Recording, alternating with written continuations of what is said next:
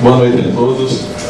Primeiramente, agradecemos a presença de todos vocês, na pessoa do presidente do Círculo Católico, professor Eduardo Campelo. Agradecer a presença da nossa palestrante, professora Graça Salgueiro,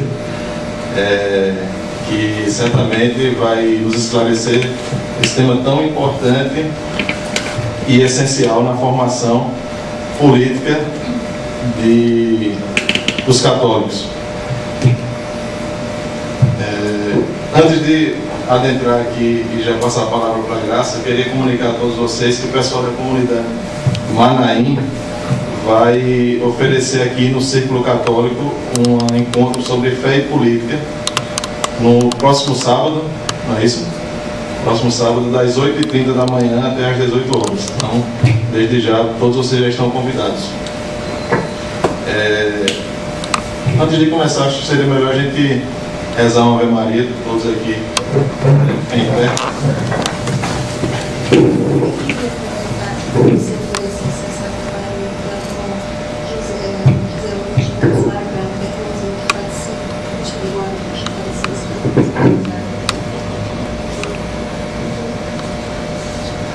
Já que nós vamos começar com a Ave Maria, eu queria pedir a todos vocês que a gente oferecesse essa Ave Maria pela alma do bispo de Guarulhos, Dom Luiz Bergonzinho, que faleceu às 4h50 da manhã de hoje. Foi um grande pastor que se foi, que nos deixou hoje. A gente aproveita e oferece a Ave Maria para ele. Ave Maria, cheia de graça, o Senhor é convosco.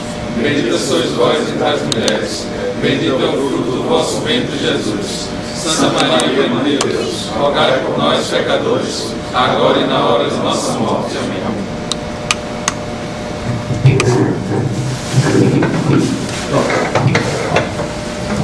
Como eu havia dito, é desnecessário tecer comentários sobre a importância do tema. Certamente o comunismo é uma das doutrinas mais condenáveis e condenada pela Igreja. E a dimensão dessa palestra, ela não fica apenas adstrita a uma questão política, é também uma questão religiosa. E, sobretudo, não são saídas políticas apenas que irá dar fim a este mal cada vez crescente no mundo, principalmente aqui na América Latina. A gente tem que colocar nossas esperanças naquela que é a nossa mãe e naquela que mata e combate todas as heresias, que é Nossa Senhora. Com certeza é a fé em Nossa Senhora e na Igreja que é o antídoto perfeito e eficaz contra o comunismo. Pronto. Essa aqui é a palavra que eu queria passar aqui para todos vocês e, sem mais delongas, já passar para a Graça. Tem muito mais do que eu para falar.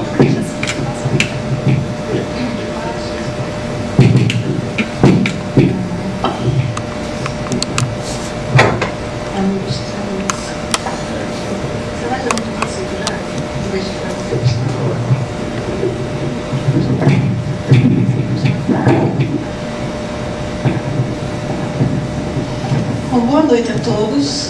Eu quero agradecer a gentileza desse convite e a minha alegria de encontrar aqui pessoas velhas conhecidas e pessoas novas. E queria dizer também a vocês que eu não gosto muito dessa formalidade de palestra. Vocês já viram pela minha própria aparência, eu não tenho uma aparência acadêmica de palestrante, aquela coisa formal. Então, como eu tenho uma relação muito próxima com a Colômbia, eles lá utilizam um termo que me agrada mais, eu gosto muito mais, que eles chamam de conversatório. Me parece uma coisa mais aconchegante, mais íntima, não é? E mais confortável para todo mundo. Então, a minha proposta aqui é um conversatório sobre 3 temas que aparentemente são díspares, mas que estão intimamente ligados e que são eles que estão conduzindo os rumos da política no nosso continente latino-americano, que é o Foro de São Paulo, que algumas pessoas aqui eu acredito que já ouviram falar, outras não sabem o que é, algumas pessoas têm informações profundas, outras nem tanto. Os movimentos revolucionários e terroristas, sobretudo as Farc, e trazendo para cá para o Brasil a Comissão da Verdade, que na verdade é uma comissão da mentira, da empulhação. Então, eu vou explicar para vocês mais ou menos assim como é que vai ser a coisa. Eu vou fazer essa explanação, vou ligar os cabos dessas três coisas para vocês compreenderem o que é que está se passando na política do continente e do Brasil hoje. Termino com um vídeo que advirto a vocês, é um vídeo muito violento, é um vídeo chocante, mas é necessário que vocês conheçam para entender o que é que nós vamos ter que enfrentar. É um vídeo curtinho de 2 minutos, eu acho, né? Um vídeo de 3 minutos é uma coisa muito curta, mas é muito violento, muito chocante, mas extremamente necessário que vocês conheçam. Depois a gente faz um intervalo com um cafezinho e na volta perguntas e tal eu deixo para depois desse intervalo, ok? Então bem, para quem não conhece, eu vou fazer um resumo um pouco rápido sobre o Foro de São Paulo. O Foro de São Paulo foi criado em 1990, em junho de 1990, por Fidel Castro e Lula. Naquela época, Cuba estava numa situação muito crítica, porque tinha perdido o patrocínio, vamos chamar assim, da Rússia. E suas finanças estavam muito afundadas e a miséria estava muito grande. E Fidel Castro não sabia mais de onde tirar dinheiro para se manter e manter a nomenclatura, porque o povo continua do mesmo jeito, desde aquela época até hoje, com dinheiro de Cuba, com dinheiro da Rússia, com dinheiro da Venezuela, com dinheiro de qualquer lugar que chegue, não adianta, porque não há interesse em resolver a miséria daquele povo e sim mantê-lo escravo. E então, Lula já conhecia Fidel, ele já tinha vindo aqui no Brasil algumas vezes. Inclusive, na época do governo de Jânio Quadros, ele esteve aqui no Brasil, Lula conhecia ele, e então, como eles tinham afinidades ideológicas, o Fidel fez o convite a Lula, e em São Paulo, no encontro que houve em São Paulo em julho de 90, eles fizeram essa reunião congregando vários partidos que chamam de esquerda. Eu não gosto, eu gosto das coisas muito claras e muito explícitas, partidos comunistas, não é? E movimentos terroristas. Então, na fundação do Foro de São Paulo, estavam o PT, que foi o fundador. Do Brasil tinha o PT, tinha o PCdoB, o PCB, depois entrou o MR8, que inclusive hoje já é um partido oficializado, ele chama-se Partido Pátria Livre, que curiosamente esse é o nome de um movimento revolucionário que tinha no Paraguai, né? E outros partidos de outros países. Então entrou nesse primeiro momento, como membros fundadores entraram Peru, Chile, Argentina, Venezuela e...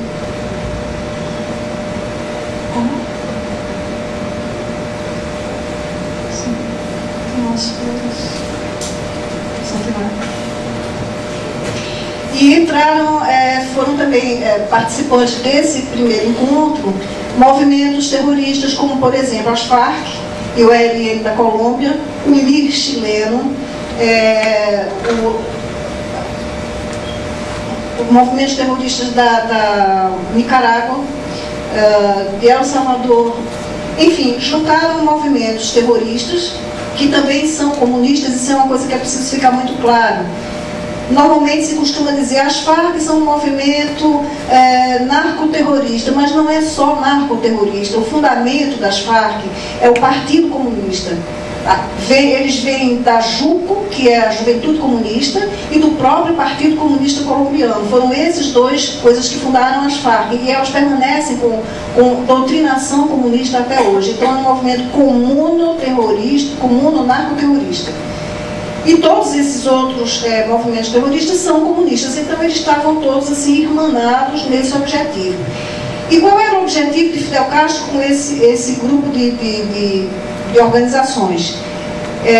Reconquistar, segundo ele mesmo diz, reconquistar na América Latina o que perdeu-se no leste europeu, porque isso aconteceu justamente com o fim da União Soviética, não é? Quando acabou-se a União Soviética e aqueles países satélites começaram a se tornar independentes outra vez. Fidel Castro tinha perdido aquela coisa lá e ele não podia ficar sem nenhum respaldo, então ele resolveu refundar isso aqui na América Latina. O objetivo dele é exatamente criar uma União Soviética aqui do lado de cá, no nosso continente. Então, desse primeiro encontro, como aconteceu em São Paulo, passou a chamar-se Foro de São Paulo. Esses encontros acontecem anualmente, desde 90 até os dias de hoje. Houve 2 anos, acho que, não me recordo bem agora, creio que em 94, 93, houve 2 anos que não teve, por alguma razão. Mas esses encontros são uma síntese do que ocorre com os grupos de trabalho. No grupo de trabalho não participam todos os partidos, todos os países membros. Esses grupos de trabalho ocorrem 3 vezes no ano. Aliás, 3 vezes no ano, de 4 em 4 meses, tem um encontro do grupo de trabalho que reúne sempre o PT que é fundador, o PT sempre participa do grupo de trabalho, junto com alguns países. Assim, escolhem 3 ou 4, depois vão outros 3 ou 4, mas o PT sempre está.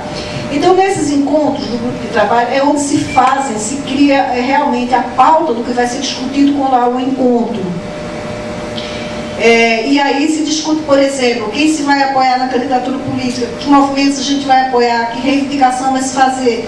Tudo é elaborado, a pauta principal é elaborada a partir desse grupo desses encontros do grupo de trabalho. E no final disso tudo, eles elaboram uma pauta maior, uma carta de intenções, como eles chamam, que é lançada no encontro anual. Quando ocorre esse encontro anual, a coisa já está praticamente elaborada e acontecem vários fóruns onde eles fazem uma resolução final e várias resoluções referentes aos países. Por exemplo, se houve um desabamento, por exemplo, quando houve o terremoto do Haiti, então eles fizeram uma resolução só sobre o Haiti, que países deveriam participar ali da ajuda humanitária. Houve um movimento de estudantes no Chile, então vamos elaborar uma resolução sobre o movimento dos estudantes no Chile. Então saem várias resoluções de vários países e ali são são decisões que eles tomam.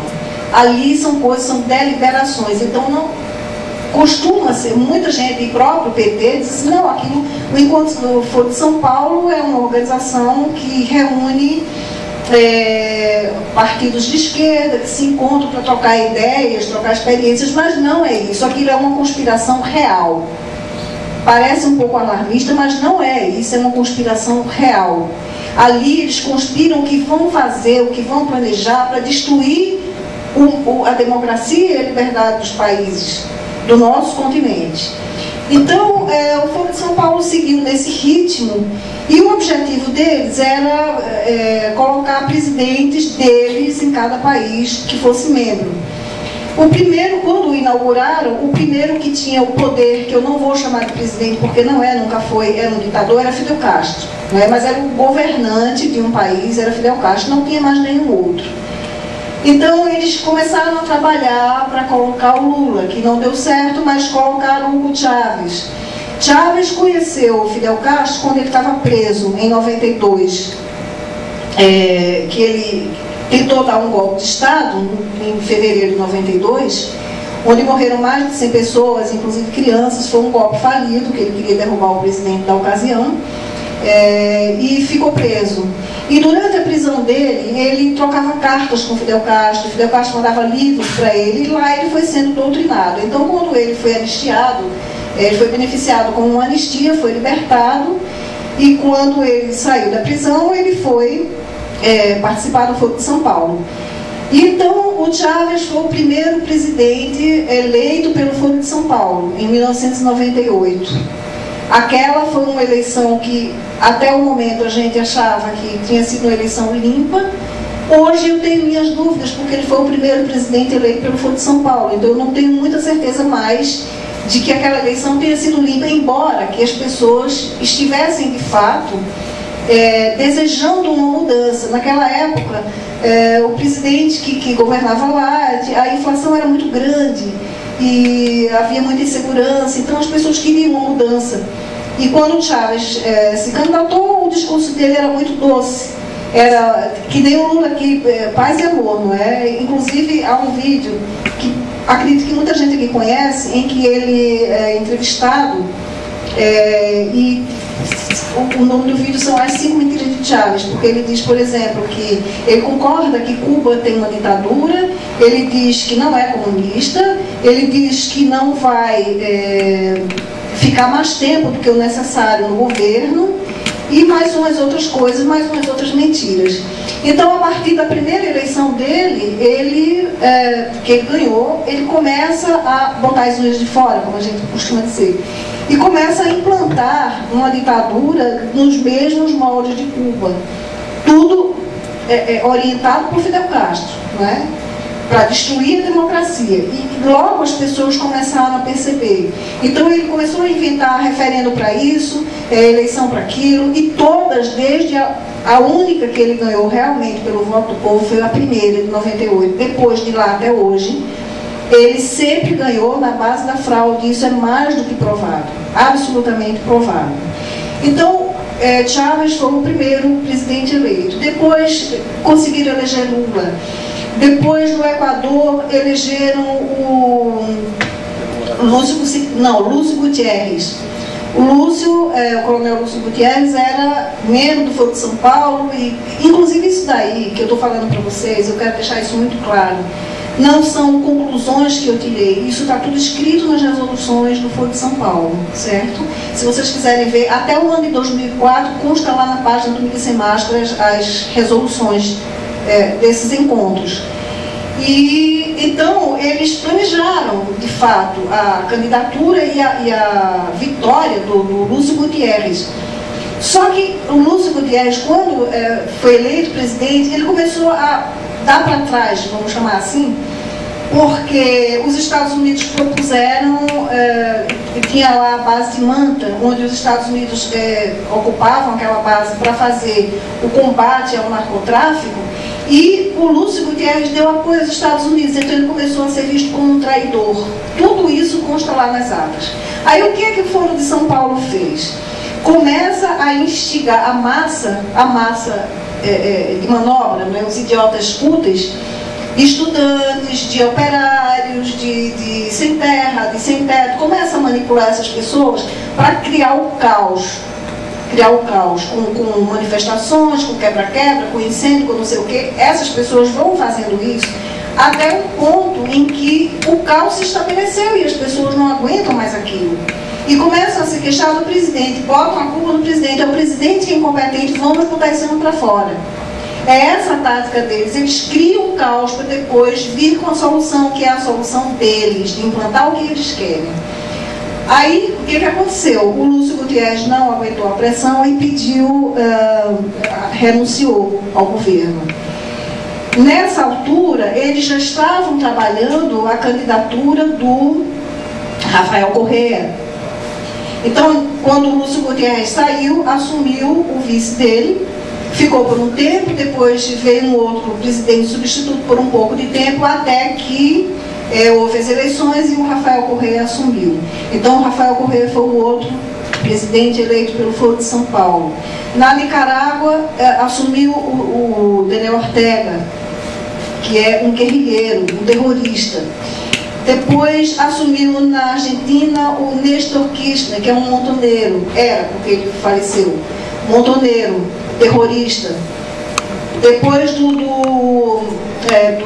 Néstor Kirchner, assumiu a mulher dele. Também tudo isso manipulado pelo Foro de São Paulo, inclusive a Cristina Kirchner ganhou as eleições com dinheiro enviado da Venezuela. Isso todo mundo sabe, isso está provado. Mandava malas de dinheiro para comprar voto para as pessoas elegerem ela, porque ela também pertence ao Foro de São Paulo. Depois veio no Paraguai aquele ex-bispo Fernando Lugo, que também é terrorista. Quem mais? Enfim, veio a Bolívia com Evo Morales. Então, quando fez 15 anos do Foro de São Paulo, que uma coisa muitíssimo curiosa é que nos países aqui da América Latina que eu tenho contato, todo mundo conhece, todo mundo fala do Foro de São Paulo, menos aqui no Brasil. Aqui no Brasil, o Foro de São Paulo é uma coisa assim, tão abstrata, tão etérea, que quando a gente fala, muita gente diz assim: Ah, mas isso é mania de vocês, isso é paranoia, isso não tem perigo nenhum. Mas todo o resto do continente sabe o que é o Foro de São Paulo, sabe o perigo que representa essa organização criminosa. E então, quando fez 15 anos dessa organização, houve um grande encontro e Lula, no seu discurso, ele finalmente revelou aquilo que a gente sabia e denunciava. Ele diz assim, mais ou menos, não exatamente com essas palavras, mais ou menos isso: foi preciso que nós mantivéssemos em segredo o Foro de São Paulo para que pudéssemos realizar esse sonho de eleger os nossos presidentes, de derrubar o capitalismo e instalar um projeto socialista no continente. Então ele diz textualmente que a coisa foi fechada, que a coisa foi velada, A imprensa não falava nisso. Na imprensa, só Olavo de Carvalho, que inclusive perdeu 3 empregos por conta das denúncias que ele fazia do Foro de São Paulo. E então, depois que Lula falou, é como se dissesse assim: pronto, agora está livre, todo mundo pode contar. E vários jornalistas que sempre souberam que eram colegas de Olavo, como o senhor Merval Pereira, que acompanhava Olavo, as denúncias de Olavo no Jornal do Globo, o Jornal Globo, de onde Olavo foi demitido porque ele denunciou isso. O Merval Pereira agora fala no Foro de São Paulo como se fosse uma coisa que ele falasse desde que não foi inaugurado, não é? Então, depois desses 15 anos, já havia 15 presidentes socialistas, comunistas eleitos pelo Foro de São Paulo. E o que é que acontece com essa ascensão? No Peru existia, até a década de 70, 80, um movimento terrorista chamado Sendero Luminoso. O Sendero Luminoso foi muito ativo e, inclusive, fez um ataque à embaixada do Japão. Acredito que muita gente aqui deve se lembrar desse fato, e que fez refém milhões de pessoas. Não sei, era uma festa que estava vendo na embaixada, tinha mais de 200 pessoas lá. E eles fizeram um ataque que durou vários dias e, finalmente, o exército e a polícia conseguiram resgatar a maioria das pessoas com vida, terminar com aquele motim, aquela violência. E o Sendero Luminoso foi praticamente extinto, pois agora o Sendero Luminoso já está novamente atuando, fazendo ataques terroristas, e os militares daquela época, que foram considerados heróis por ter salvo aquelas pessoas, estão sendo julgados e condenados. Na Argentina, os militares que combateram o comunismo, os movimentos terroristas da década de 70 e 80, estão encarcerados e sendo julgados como terroristas, como torturadores. Há casos de prisão perpétua. Há o caso, inclusive, do padre Fonferric, que era o capelão, que está condenado à prisão perpétua, porque ouvia a confissão dos supostos terroristas. Então, porque ele ouvia a confissão, ele está sendo condenado à prisão perpétua. E tudo isso é obra do Foro de São Paulo, porque além de querer instalar um governo socialista no continente, criar uma espécie de União Soviética das repúblicas da América Latina, um dos objetivos é destruir completamente as Forças Armadas e criar, no lugar das Forças Armadas, umas milícias, né? Então, em 2006, logo quando o Evo Morales assumiu o governo, ocorreu lá um encontro que eles chamaram de Bloco Regional de Poder Popular.